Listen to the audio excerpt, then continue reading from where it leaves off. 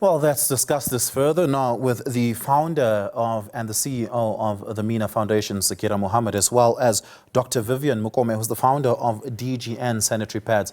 Zaakira, I want to start the conversation with you. Many women say they don't know what the alternatives are, but there are alternatives. You have worked with alternatives for the better part of the last decade. Talk to us about that. So, good evening, Oliver, and to all the viewers. There are alternatives, yes, reusable products like menstrual cups, reusable underwear, reusable pads, biodegradable pads as well.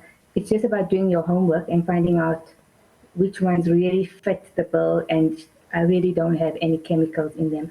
But we have been doing menstrual cups. We produce them locally. We've been going to schools and universities over the last 10 years. As you know, this is our 11th year. It's made out of medical grade silicone. So it's the same silicone that goes into your body, and medical devices are made out of it. It's biocompatible, non-toxic, non-porous. One menstrual cup can keep you, it's economical because it means one menstrual cup you can use between 5 to 10 years. It's plastic free, it's chemical free. So yeah, menstrual cup is one of the alternatives. Yeah, it's certainly a formidable, more economical alternative that you would hope in a country like South Africa, given the level of poverty and inequality we have, would be a lot more prominent as a use case. But I want to bring you into the conversation, Dr. Mokome, very specifically because you work with sanitary pads. Your brand, DGN Sanitary Pads, is a brand that would have to consider these things, where some of the chemicals are, in some instances, hormone disrupting, and in more extreme cases, carcinogenic. That means that they have the ability to cause cancer. How have you navigated some of those concerns? With regards to our sanitary pad, we've been in business since 2022. Dignity Organic Sanitary Pad is that the advantage of using it is the fact that it is organic. And like Kasima has said, it is also biodegradable. And we have license. We've obtained a license from SABC, and also our product has been tested as well by SABC, and SABC, they've also given us a license in 2023 to manufacture and distribute organic biodegradable sanitary pads. So it is safe and it is chemical. And most of our consumers have been using it since 2023 until now, and there haven't been any issues.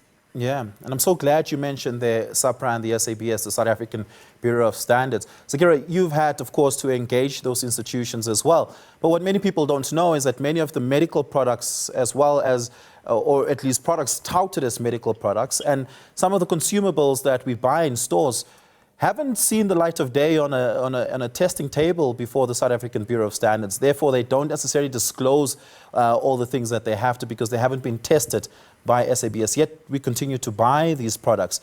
But you went through that process. Talk to me about what your experience was in getting your product tested and accredited by both the South African Bureau of Standards and SAPRA.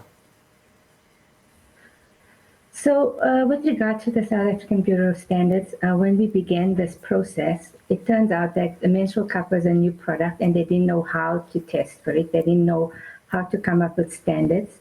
So a few women or companies in this space became part of a committee to help the SABC formulate a standard on what menstrual cups should be like.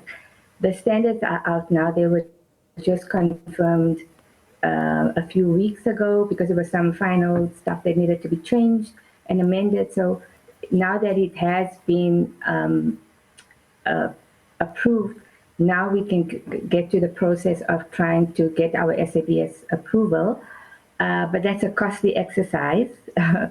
And also the test cannot be done locally. So some of the tests can only be done outside of the country, and that's also why it's a costly exercise. With regard to SAPRA, we are also have a SAPRA license to manufacture as well as distribute our cups.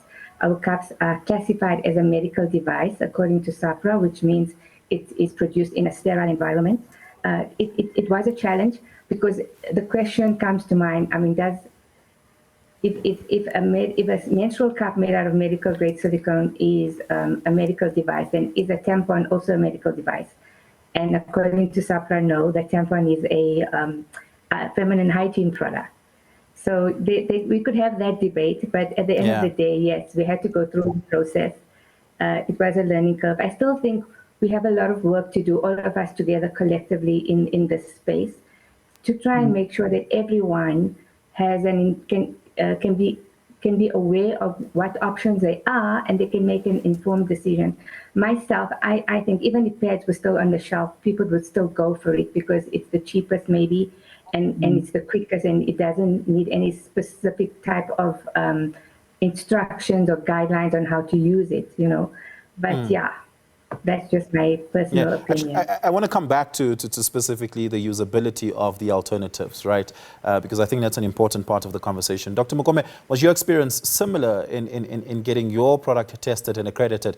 Was it equally as cumbersome when you had to go through it, particularly given that the product you have is organic and biodegradable, which of course requires a different set of standards in terms of testing from non-biodegradable sanitary and hygiene products? In my case, it wasn't as complicated as my Shaquille. It wasn't, because it's a sanitary pad, So everybody, the committee, they knew about it. So it wasn't that complex. But the only challenge that I had, and not necessarily a challenge, a concern, it was with SABS. What I found challenging, and I think that is the reason why we are here, is that they don't test the actual product. They were just looking at the packaging, whether the packaging, it meets their set requirements, And the fact that a sanitary napkin is not treated as a health product, that's the reason why we find ourselves in this situation where we are in. Had any of the two institutions started testing the actual product and looking for the toxin that have already been mentioned, I don't think we'll be here. And this is something that I've been raising since 2023. That is about time we start interrogating what actually goes into the manufacturing of this product. And as a society, or rather as a country, we need to start treating a sanitary napkin as a health product. And if it's a health product, it must be treated as such, meaning SAPRA, any sanitary napkin, it must undergo the process of SAPRA approved if it's in South Africa. It cannot only be SABS where we're looking at the packaging, whether the packaging meets the standard, but the actual product has to be tested. Then we won't have this topic that we are having today.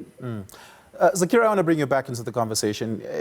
Advertisements of pads and tampons have been quite ubiquitous in South African media for a very long time, but the alternatives have not been advertised. And I mean, I think many South Africans don't actually know what a menstrual cup looks like. I don't know if you have one in front of you right now and perhaps want to show us in camera, but talk to us about the menstrual cup as an alternative. Why is it still so taboo?